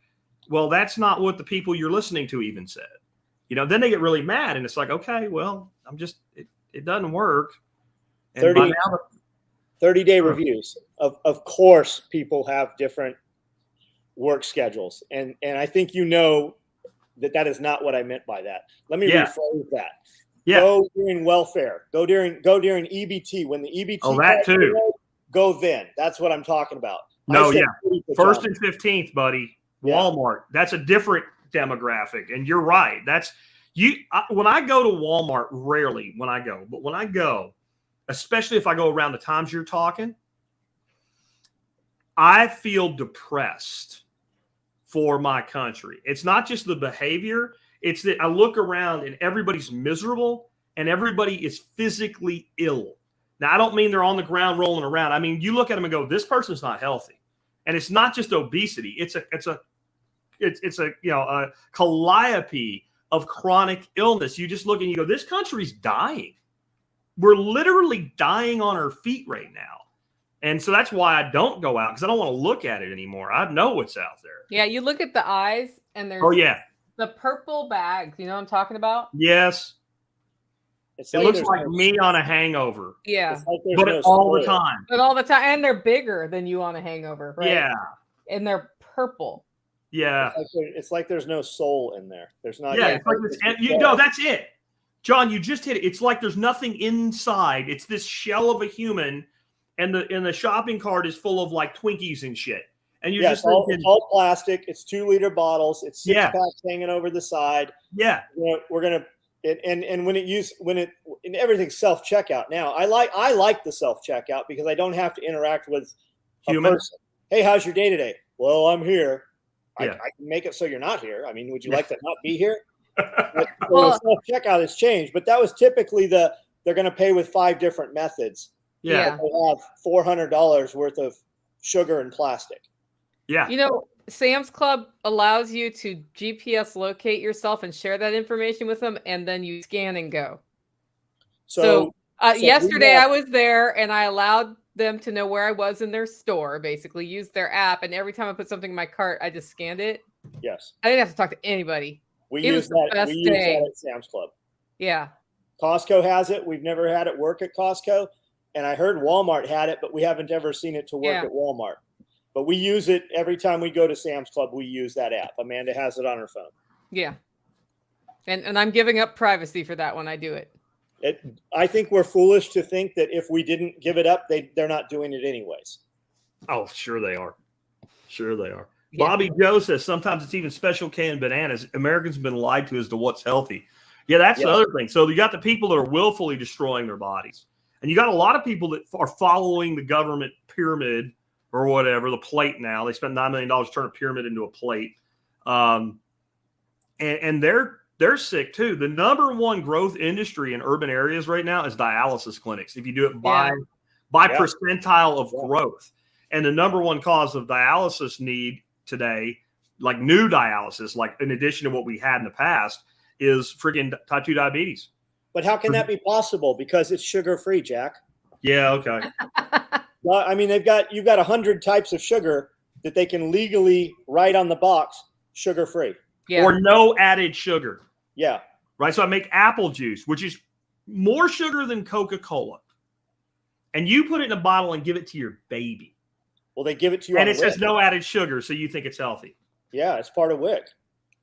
You know, and apple itself has some sugar in it, but you can only eat so much apple and only so much sugar. We juice an apple. It's like you ate 15 apples with zero fiber to counterbalance it. It's a pure sugar. The other thing they can do, they can actually concentrate the apple juice by evaporating some of the water, increase the sugar content, so it's more sugar per ounce, but they still say no sugar added. It's totally legal, and technically it's correct. Yeah, like evaporated milk. So yesterday I was talking with my dad. He has arthritis. He gave up all sugar, and it's feeling a lot better. And I said, Dad, you know what else you can do? Now give up grains on top of it and tell me how you feel in like a month. I don't know if he'll do it, but I just thought, I know when I have wheat, which is rare, I get aches in my foot, in my knee, like bad. This is what I say to anybody that says grain is human food. Really? Go get yourself a handful of it and fucking eat it if it's human food. Don't grind it. Don't turn it into bread. Don't mix it with eggs. Don't soak it in hot water for 48 fucking hours. Don't do any of that shit. Go out in a wheat field, pull the heads off the wheat, and fucking eat it. Don't actually do it because you will fucking die. You will choke to death. And I'll even say if you really want to, go get some out of a grain bag that's been threshed and try to eat it. Good luck with that. And then what even makes it come back out exactly as it went in if you do that. You'll break your teeth and you'll get sick and you'll retch and vomit. Whole is what you'll do. Right. So we know wheat is toxic. We've always known wheat is toxic. And that's why 150 years ago, there were actually regulations to the wheat that humans could eat and how it had to be harvested. It had to be over a certain percent of protein because that naturally meant there was less gluten in it. And it had to be harvested, and they used to do the sheaves, and they stacked it in the field, and it had to sit there for a specific number of days because you got a natural composting, and it raised the temperature, and it did a conversion in the grain. And if you didn't do all those things, that grain could only, and this is as late as like 1920s, that grain could only be sold as animal feed. And it was around World War I and food shortages, and and the school lunch programs and all that shit came in because all these young men showed up for draft for World War I, and they were like, not fit for duty, not fit for duty, not fit for duty because they're freaking starving to death. And like, oh, we need more food. So they laxed that regulation. Mechanization came in. We learned how to pour acid on rocks and make freaking fertilizer. Green Revolution took over, and all that shit went out the window. So even when we lived on grain in the past, there were very tight, specific regs as to how you harvested it. That was around the time of the iodine thing, too, where people were showing up to service, but they had goiters and things. Yeah. So they put iodine and salt to cover the iodine and salt, vitamin D and milk for rickets, like all that shit that was going on back then was because we were eating a plant-based diet. And people are going back to iodine deficient now because they're eating sea salt and other non-iodized salts. They're Josh. having this problem again and having to supplement. Well, Josh if said, you ate real sea salt, Yeah. you wouldn't. But if you eat refined sea salt, they take the iodine out of it. Right. So we do. We take the Or the iodine out of the Himalayan salt, and then we've got to put the iodine back in the salt before you eat it. just like antibiotic-free chicken. Like none of my chickens have ever had any antibiotics. I gave it to a chicken one time years ago, and I did not eat that chicken. Yeah, it's because we're putting 1 million chickens in a house together. Yeah. Well, what they do did to say it's antibiotic free, they literally inoculate the egg before it hatches with antibiotics. And since the chicken only lives like 6 weeks, it carries through and saves enough of them to make the operation profitable. When we order chickens, it's on there. Do you want antibiotics, or do you want them non-vaccinated? And they'll do it. You pay extra for it. Yeah. So we've not seen any meat birds here yet. No? I thought I saw some Cornish cross 4 or 5 weeks ago at a Tractor Supply, and we have not seen any. And I've actively gone every week and looked for them. That's interesting. I didn't even had think of them it. at my Tractor Supply, but they come in Monday, and by noon they're gone. So ours come in Tuesday. Yeah. But I found a place, and because I literally had this conversation. Yeah. And last night it popped up in Facebook, a link, and there's a poultry place in Pennsylvania has them 96 cents a bird. That's pretty high, actually. I'm paying $3 for mine, Jack. Yeah, I'm done with meat birds. I'm more of the heavy breed rooster to the opposite heavy breed hen, and make your own hybrids. John, you bring something up. One of the reasons I had to leave, I got that feed trough. If you saw my video, that's expanding my system, right? And so I went to Tractor Supply, and I wasn't even thinking about that, but I just looked. Well, what do they have? Because I want some goslings again, and I just wanted to see if they had them. And they had tons of pullets and sex links and mixed, whatevers. And now you say that there wasn't a Cornish cross there, and there wasn't even, they put the little signs on the stock. They put them in stock tanks, right? There wasn't even a sign for them like they had been there. Now that you say that, yeah. McMeyer or McMurray hatchery just got shut down. For what? What? Somebody just said. I'm asking the person milk money. McMeyer hatchery just got shut down for AI. Is that? I don't know if it's that or McMurray. I don't know McMeyer. So somebody says McMurray's big. McMurray's well, and they have multiple hatcheries. They have one in Memphis now. Cornish cross are nasty. They are, but I put them 50 to a tractor. My tractors are 10 by 10. Nothing wrong with them. We drag them every day, and just as important as them being out there and moving is they're tearing up and shitting on the ground. I have rabbits in tractors right now, and when I fly the drone over, in 30 days you can see an enormous difference. You can see every rectangle where those things were, because they're 5 shades of green brighter where the grass is growing. Apparently it was McMurray. I wonder which one of theirs got shut down. Interesting.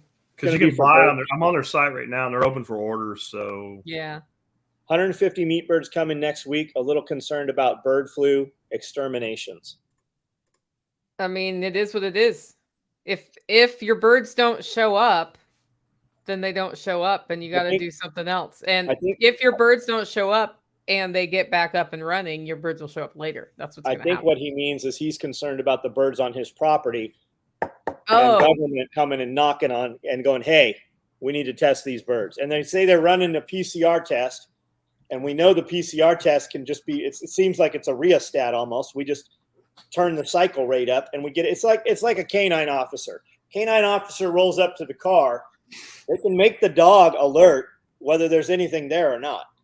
Yeah, you want to see Charlie get up on a car, I can show you that. He doesn't know anything about drugs, but I can make him get up on that. I can just go up, and he'll do it. That's how I view the PCR test. Yeah. Now, here's the thing, though. I think we overestimate the competence of government. So if you're running a fairly decent-sized commercial farm, maybe. If you're a homesteader and you order 25 damn birds from McMurray Hatchery, John ordered even 150. If you're not marketing yourself as a supplier, the odds that you're going to see somebody show up to test your birds are, I'm not saying impossible, but they're so low. It's the last thing I would worry about, and whether or not I bring birds onto my property. Now, it does make a good case for learning how to incubate and doing the cross and making your own. Yeah, we're going that direction by the end of the year. That's, like I said, with the only problem I have with these bantams is they're so damn little, but man, the Nicole birds are the flavor. Now, you're not going to be making, sauteed stir fry with them because they're a much tougher bird, but damn. The coq au vin, man, you guys got to make coq au vin. You got to have an older bird for it, because when you slow cook it, if it's a young bird, it gets too fall apart. Yeah. It's like, it's like half is consistency of like good steak. When you slow cook an older bird, it's delicious. You got to start making them, man. 30-day review asked if tractoring quail. I think that's what he was talking. Yeah, he meant quail. Dude, I thought quail don't do as well in a large cage. Cody, my son, just got quail, and Lance has a bunch of quail, and they've got, it literally looks like a Fisher Price cage system. It looks like a toy, right? And they're plastic. They snap together, and he's got 4 hens and a rooster in each little hole, and that's how I'd heard if the cage was too tall, they'll fly and break their necks. Complete lies. Okay. Total lies. I've had them in big cages. I have had them in an aviary. So would it be beneficial to put them on grass and a tractor? I've done it. It works. It's a pain in the ass. And the only way you can really do it, you have to have a bottom to that cage that they can peck through, because they're so little that when you move it, if you don't have that, you're going to crush them. And since you don't need a big giant tractor like you use with chickens, it's probably going to be a lighter thing that you're dealing with. So a predator will just tip it over. Like when you have a big, heavy chicken tractor, maybe something can dig under it, but they can't just tip it over. So we built a cage specifically for this. Unfortunately, the man that used to build them, Steve, passed away last year. But basically what we did was it's like PVC coated wire cage. And the bottom has about 1 inch square hole so that they can go through. And it worked great. You just got to really be careful with overheating. So you have to have shade. And since you're a smaller cage, when that sun goes below the top, overhead shade doesn't work. It's great, but it's more work than you would think in my experience. And I think you're better off with an aviary approach. I kept them in the aviary. It worked great. My wife won't eat them, so I'm not doing it just You got yours high, though, didn't you, on some plants? Oh, yeah. You got to be careful, right? When they eat everything, they'll eat anything that's left. So they were eating, I think it was horse nettle. Yeah.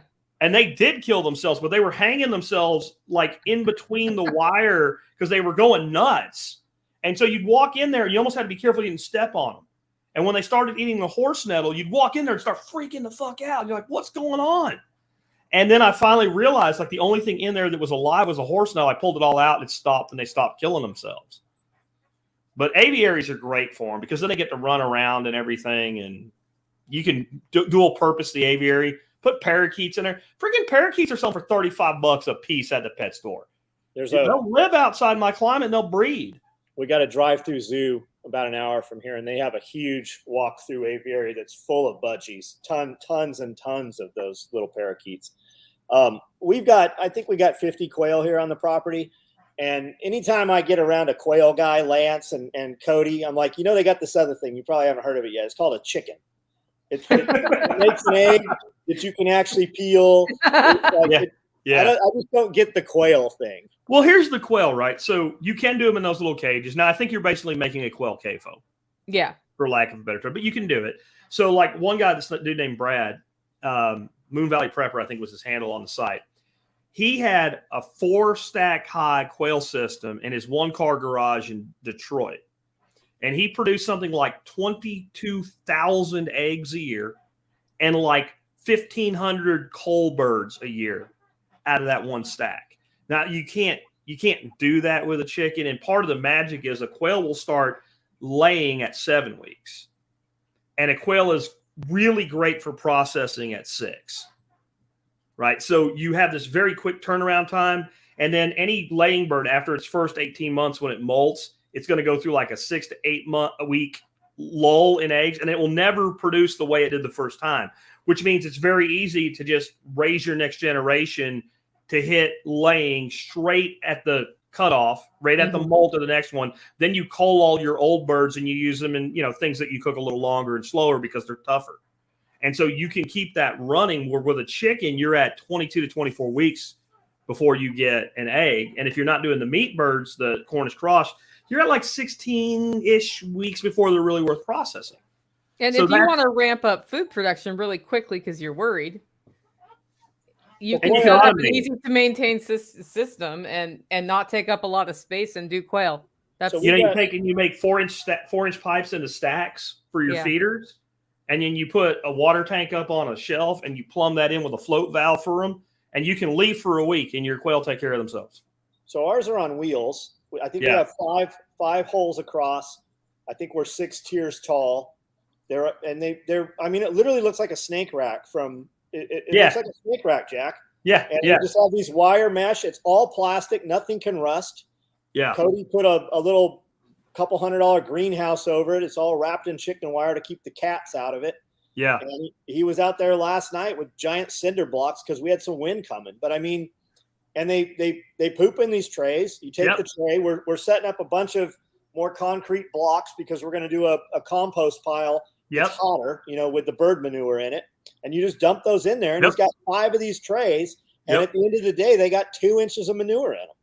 Yep. And how does he process them when he processes them? He hasn't processed. He hasn't done it. So most people use shears. Right. And they cut the head off, and then they cut the wings off, and then they cut the backbone out and all. So I think Nicole's seen me do this. Maybe you weren't here the year we did the quail, but I can learn. You grab the head, pop heads off, pull a couple feathers off like a dove in a dove field, and you go ploop, and you pull the skin back and you go yank, and there's the breast. And it's literally that fast.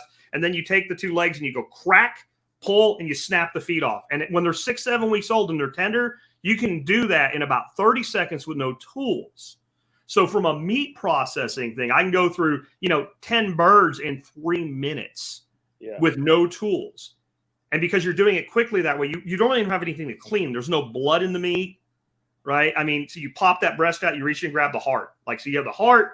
You can take the liver and the gizzard if you want to. I really don't, but to take the heart out, and I save the hearts up. And, I kind of miss that. You're making me want to get them again. Yeah. They're freaking delicious. They are delicious. They're little, but delicious. We have more of a farm zoo.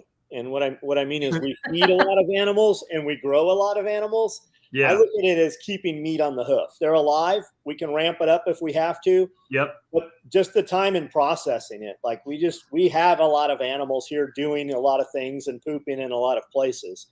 But we have them more just so that we have them. Yeah. And the eggs, if you let them go about 3 weeks before you use them, they'll peel because they evaporate some, and you get that little air pocket in them, just like chicken eggs. And then the other thing about them is my dogs love them. You know about raising rabbits for dog food? You just take a handful of raw quail eggs and throw them in a bowl and give them to the dog. They eat them shell and all. They get calcium. They get everything. There's a machine for a few $100 that'll actually take those boiled quail eggs and peel them. Yeah. Oh, now I'm getting quail again.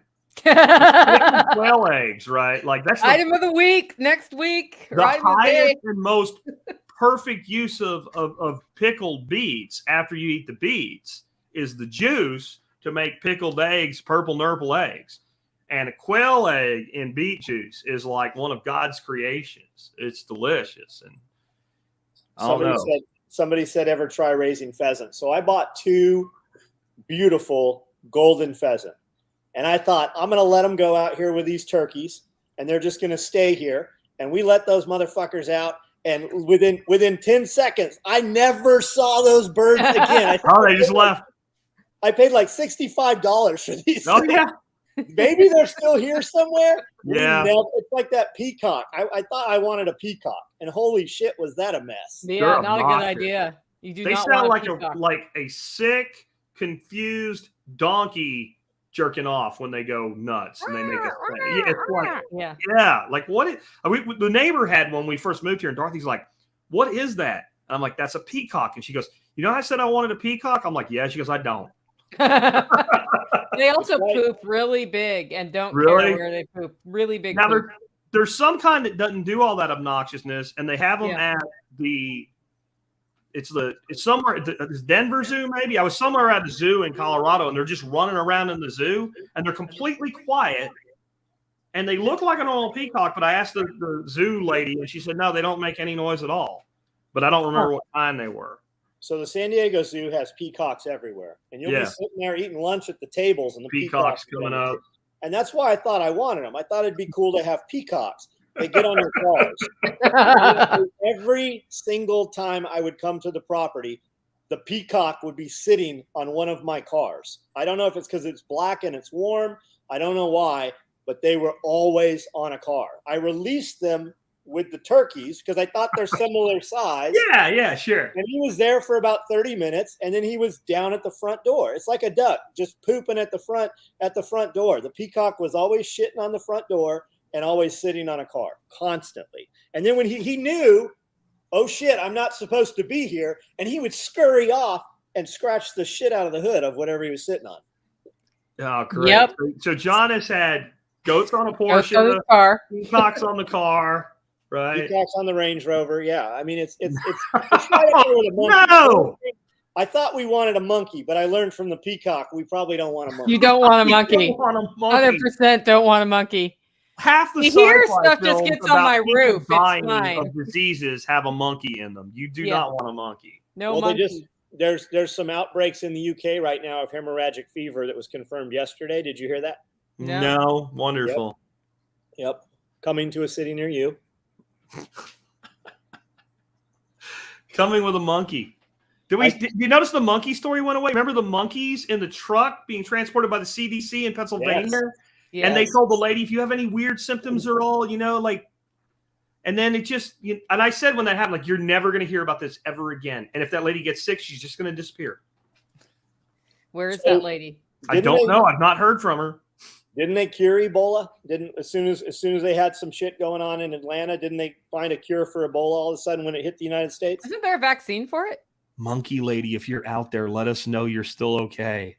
He's the monkey lady. We're very concerned about monkey you. lady. The monkey lady's wherever that first nurse is that took the shot on stage and passed out. They say she died right there while you were watching that. Wow. Okay, potbelly pigs. Yes. So potbelly pigs are pets, and you can find these pets available on Craigslist because people don't realize that potbelly pigs still get pretty big. They get pretty big. And I've raised and processed potbelly pigs. You get it's a lard pig, so you get a pretty big fat layer. For a homestead my size, which is 3.2 acres, makes way more sense than the Duroc that I had here. And I have an Idaho pasture pig. She's huge. She got out yesterday. Somebody drove up and they're like, "Hey, your pig's out," and there she was. She'll fuck some shit up when she gets out because she just digs and loves to eat it. But the potbelly pigs were a really good fit here because I could rotate my little pasture and it would grow back. So yeah. Well, they were bred as a meat pig.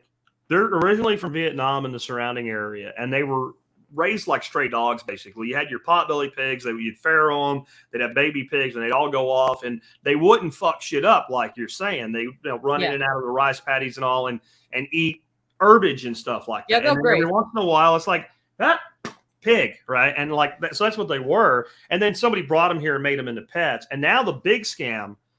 Have you heard of this, Nicole? The micro mini pig. Oh yes, I've heard of that. The teacup teacup pig. Yeah. And people sell them on Nextdoor here all the time. And I'm always the dick that's like, there is no such thing as a micro mini pig. Just know this before you buy a pig. However, if you buy a micro mini pig, when it ceases to be a micro mini pig and you're looking for a home for it, I have one, but it's a very short-term home because they are, I got to say, two pigs that don't make sense commercially for meat that are delicious for homesteader meat, guinea hogs and potbelly pigs are both just some of the best pork. And you're right, Nicole, you're going to get like half lard and half meat out of it. Yeah, you get a lot of lard on it, which is fine. I had a pork chop where the meat was just this little medallion, like silver dollar sized, and it was a 2-inch fat ring around it. Chicken nugget pig. Nicole, look what's on the screen right now. What about guinea pigs? All right. I was wearing that shirt yesterday. I have some input on that. Go ahead. Let's hear yours. guinea pigs. This is an inside I've never joke. eaten one, but I totally would. I hear they're tasty, and they're very easy to raise. So they're called kavi. Yeah, And we had you international. can guinea order pig it day. online, shipped to your door. We had International Guinea Pig Day was a sales code we had. We sent out a plastic guinea pig, and it said not for rectal use. And we put it in a pocket, and when you opened it up, it came with 3-page instructions on how to process and cook guinea pigs. But my thing with guinea pigs is they've got this other thing, you might not have heard of it. It's called a rabbit. I don't know why. Like, yeah, you can go get guinea pigs. They've got these cool hairless ones that look like little hippopotamus and stuff. And they do eat them. It's a Peru thing, I believe. Yeah. Yep. But I don't know why you would mess with guinea pigs when I've got rabbits that live out here. Like we don't warm our rabbits. We don't do anything for them. Their hair gets long in the winter. We keep them in cages. We produce as many as we want. Guinea pigs, I would think it's more like keeping a hamster. Like you have to care for it a little. And I might be very wrong. They're pretty simple. They eat the same thing. They eat grass and vegetables. You know, the reason they do them in South America and Peru and all is because they're native there. So Right. it's like keeping rabbits here, right? And it's also because they have like for special meals and all. It's something you can keep in your house. It's something you can keep in a small space. But there's a great video, if I could find it, Bill Mollison explaining how they cook them. The natives cook them in Peru, and they heat like 2 rocks, and they put the skinned guinea pig in the middle, and then they smash it like a panini, and it cooks in the heat of the rock. And he's drawing this thing, and it's pretty poorly drawn on a chalkboard. And he says, right in the middle, there's this little white spot. And he makes a little white spot, and he goes, "That's its soul." Right? That's its soul. Like, and he's got that thick, Australian accent. That's his soul. And he's like, it's the best part. And he's like, you gotta grow them just so you can eat the soul. Like, and I think he was kind of making light of it. Like, it's what they do. It works. If you're desperate, maybe this is what you do too. But I think he's making John's point. Like, there's not a lot there. They're not that big. They're much bigger than a hamster. I mean, a full-size guinea pig is like half a football. Yeah, we fed them to snakes when we couldn't get rabbits sometimes, depending on what the shops had. Somebody said Mangalista pigs. So I'd heard Mangalista pig is an expensive pig. And it's supposed to have the most usable omega-3 fatty acids in its fat. It's supposed to be one of the healthiest pigs that there is. Mm-hmm. Trisha we had a 3-hour-long conversation she knew a lot about those pigs. I imagine they grow slowly like the potbelly or the AGH. The American guinea hog is very popular among homesteaders as a small pig, and it's the same thing. It has that big fat layer. It's a lard pig. But I think that's Justin Rhodes is the reason, because they were talking about that American guinea. So I mean, anything Justin says, the homestead. I mean, you're going to see a goes huge, right in, right? Yeah. See, I knew about him because Mike Vertrees, but that's a whole different somebody story. asked, is a cooney the same as a potbelly pig? I'd always heard Vietnamese potbelly pig. Yeah. This here, though, Green Country Agriforestry says, I grow mulberry, hazelnut, and pecan, so I get all the squirrels I can eat for free, no maintenance required. I love squirrel. Anybody says they don't like squirrel, as far as I'm concerned, you didn't eat it. So when we bought this property, there was not a squirrel here for years. We were putting black tar sunflower seed out. Mm-hmm. The only thing we ever saw eat it was birds. And now 6 years later, we have squirrels, never in the perimeter. The dogs keep the squirrels out for sure. Yeah. On the outside, man, we've got tons of squirrels now. If you want more, you can get all the free used tires you want, because they have to pay money to get rid of them. And I can't explain it on the air, but just Google how to make a squirrel box with a tire. Okay. There's a way you cut it and you fold it and you use rivets to hold it together, and you put them up in the tree. They're perfect nesting boxes for squirrels. There's more useless Spirko knowledge. So we're adding a big thing we're going to add this year that we haven't done yet is bat boxes. We're going to put in bat boxes. Bat boxes would be cool. Because we have light, we have a lot of light posts, so we're going to put them up on the light posts. Do you see bats? Because I never see them around here. That's why I never did it. So we have big lights, so we have a cloud of flying insects, and the bats are just decimated. And it's cool because you can sit there and literally watch this bat catch this thing in midair, and part of the carcass will just drop to the ground. There'll be a pile where these things were feeding. And these bats, I mean, they're eating bugs that are the size of hummingbirds. Yeah. I mean, when I grew up in Pennsylvania, we had bats everywhere. I never see them in Dallas-Fort Worth area. I never see them. So here's if only you were coming to Tennessee to visit and could see some bats. I am. I'm coming. You are? Yes. Oh. I'm coming to Tennessee. Blue Martin birdhouses, right? I always heard they eat their body weight in bugs. if I put in a bunch of blue martin birdhouses, are they going to eat the honeybees, and do they eat the dragonflies? I don't know about that. I'm not sure. I've heard they eat dragonflies. I don't know about honeybees. But one thing about the martins is my understanding is like they colonize a place, and if you screw something up, they leave. Mm-hmm. And then no other ones will ever come back to that colony for some reason. It's weird. So I think a bat, you give them a place, they're going to be like, I live here. You're not going to screw that up. We used to have them in Panama, like in the bar and shit. They would get in the roof, and all of a sudden there'd be like a bat flying through the freaking saloon. It was like there were billions of them. Yep. That's more useless stuff. But well, I mean, it's fun to get to the useless trivia part of the day with Jack. Yeah. Bats were decimated by the white-nosed fungus, I hear. I don't know nothing about that. I've heard of it. Yeah, that's so it grows on their nose and makes them die, basically. We have some in our bat colonies here, and whenever they find it in a cave, what they do is shut it off so you can't go in there when the bats are there. Yeah. Because they don't want you, if you're spelunking, to carry it from cave to cave to cave. To cave. We've had some of that in our area too, but they're trying to control it, I guess. I think people should leave bats alone in general. Yeah. Let the bats be bats, and you do your thing, and let the bats do their. The bat box is fine. I don't mean that. I just mean like in general, we shouldn't jack around with like a rodent that colonizes a place by the billions. That's probably a bad idea. We should leave that alone. Well, they're probably doing. Are they rodents? They're not rodents, are they? Yeah, they're rodents. They're bats flying. Are rodents? They're basically rodents. flying mice. Okay. Yep. Yeah. Have you ever seen one like the head shape? I caught one on a fly rod one time. I was casting on this lake, and the bats were coming by, and all of a sudden it's like, oh, like I don't know what to do. So like I pulled him in until I got to tip it, and I took my knife, and I'm like, he flew away with like a foot of mono. I'm like, I got a lot of things I'll mess with, but not messing with your flying bat. Well, that had to be a whole new definition of fly fishing right there. Plus, I got to think there's something wrong in the bat brain that can't tell that that's a fake fly. That's probably a bat you don't want to touch. Maybe that's a rabid bat. Who knows? Yeah, not doing rabies, not doing hantavirus. Nah. Nope. Leave the bats alone. Yeah, every so often we get a bat here in the screens. Like their little hooks get caught, and you have to go help them get out of there. I don't think we kind of ran it out if we're down to the bat hole like this. We are totally down to the dingbat time of the show. So can I brag on the website though? That launched? Check it out. So Jack is coming to Self-Reliance Festival in June. And today we launched selfreliancefestival.com for ticket sales. So formerly it's been at livingfreeintennessee.com. And we decided it's getting so big that there's a lot of information to track.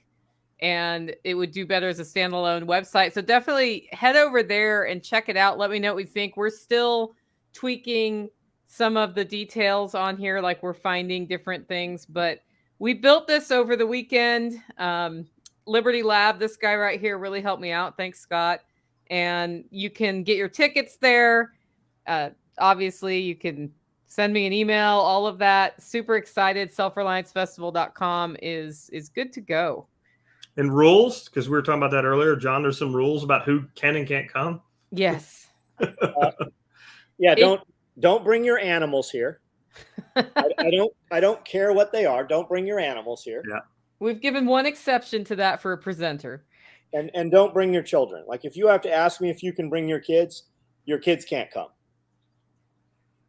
And the price is per person, not per vehicle. It is per person, not per vehicle. Yes. It is hard to find a 2-day event that is this price. Jack, could you do a 2-day event for $60? I wouldn't do it. Right. I don't know how y'all are doing it. I wouldn't do it. Mine's 3 days and $600. Jack, do you want to sponsor an event? That's how we're doing it. Okay. We're depending on sponsors to help augment that. It takes a lot of time to put these together. And y'all aren't really feeding people 3 times a day either, are you? No, you're buying your own food there, and camping is included. You can camp on the site. So because my 2 big expenses, 3 are staff, food, and porta-johns. That's my 3 big expenses because I'm 100. Yeah, the porta-johns. You can sponsor a porta-john. I'm 100% sure that John Willis is not going to allow karaoke at Self-Reliance Festival. Probably not. Not at 2:30 in the morning. All right. Anyway. All right. Anybody want to say anything before we wrap up? I'm good. You know where to find us all, Johnny. What do you got? I do a live video every night at 9:00 on YouTube. It goes 30 minutes to 2 hours, just depending on the conversation. And the conversation is all driven by whatever you guys type out. So sometimes you'll catch me with a lot more energy, and sometimes you'll catch me with less energy. So join in. We show what we make every day, and our stuff typically sells out in about 5 minutes once we show it. Like, for the most part, we don't have anything to sell anymore because it sells that quickly. So if you ever want to see the stuff that we do have, that's the place to see it. You get to see it the night before it comes up for sale, and we have a conversation about whatever you guys want to talk about. So join in, and that's it. And if you like to listen to podcasts, I did one on Monday about getting ready for food shortages without panicking. I'm going to do another one. I have interviewed some people who lived through the inflationary time of the 70s about what worked for them and what didn't work. And it is my mother and father, but we also had my grandparents at retirement age who lost about 25% of their wealth in a month in the bank. So going to be telling those stories because I think we can learn lessons from that for right now. And I think that's important. You should interview that 93-year-old man that was here last year. Yeah. That's a good point. All right. Have a good one, everybody.